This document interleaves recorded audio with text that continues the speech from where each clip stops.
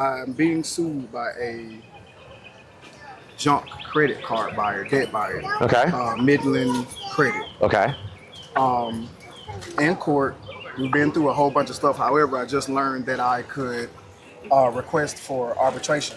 Okay. Request to dismiss the case and go to arbitration. So I filed that, sent that to them, but they haven't responded, and it's been probably 2 months now. Okay. What? Have you had a hearing before a judge or a court yet? Not an official hearing. We did the preemptory hearing. Okay, so they filed the lawsuit, they served you, you put in an answer, you went to court, the judge said, okay, well, y'all try to figure it out, and then they've set another hearing date for some day in the future. Right. Right? Okay. I mean... And then I sent the motion to dismiss the case and go to private arbitration, which is in the credit card agreement that they bought from. Well, yeah, but so like the right to have an arbitration doesn't necessarily abate their right to sue you, right? So they're not going to dismiss the lawsuit like for the arbitration. They will allow time for arbitration to occur or mediation to occur, and then if you can't reach a resolution, then it would go to trial, right? The easiest thing though is like, how much is the debt? Altogether, because they have two of them, probably about 11,000. Okay. I mean, is the debt valid? Did you borrow the money? Did you? I didn't borrow it from Midland.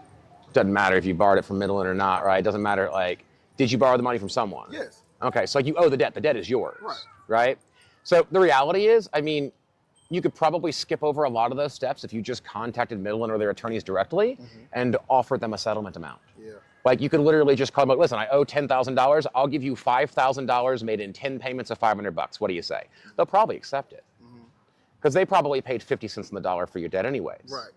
Right? Okay. But just because like they're not the original holder of the debt doesn't mean that the debt isn't valid. Right. Right? Because you can assign the debt to somebody else.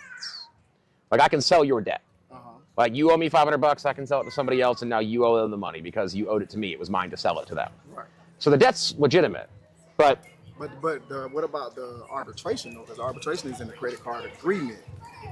correct. So you can go through arbitration, but like arbitration is designed to benefit the credit card. Like, arbitration is designed to prevent litigation from you suing them, right? But an arbitrator, like, it may not be as beneficial as you think it is, right? Because the arbiters is to try to create a situation where neither side is happy, right? Some kind of an agreement. But the reality is, you borrowed the money, they lent it to you, you owe the debt. So, like, unless you have a specific reason why you're not paying them, like you have to have a justification, like, I lost my job, I've been unemployed for the last 6 months, I can barely put food on the table, and that's why I didn't pay them. Then they'll be like, okay, and then they'll give you a payment plan.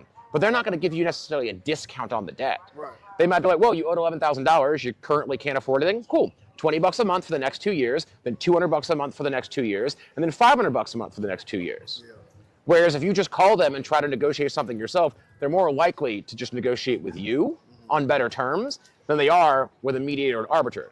Because those mediators are big corporations and they make their money from the banks. Right. So they're going to find out terms that are going to be less favorable for you. Yeah. Okay. Gotcha, man. Thank you. Absolutely. Yes, sir.